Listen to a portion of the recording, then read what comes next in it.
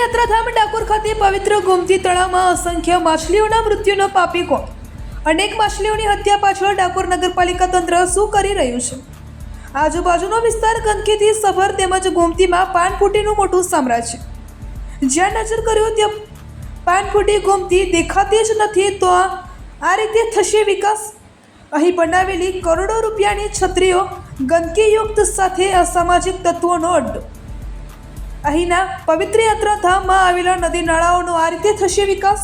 પૂર્વ ડેપ્યુટી સીએમને ડાકોર ખાતે આવે હજી થોડો સમય થયો છે. તેમણે પણ મીડિયા સમક્ષ કબૂલ્યું હતું કે પવિત્ર ગોમતી દૂષિત થઈ રહી છે, પણ ભાજપ શાસિત નગરપાલિકા તેમજ ધારાસભ્યો આ બાબતે કોઈ રસ રહ્યો ન હોય તેવી સ્થિતિ.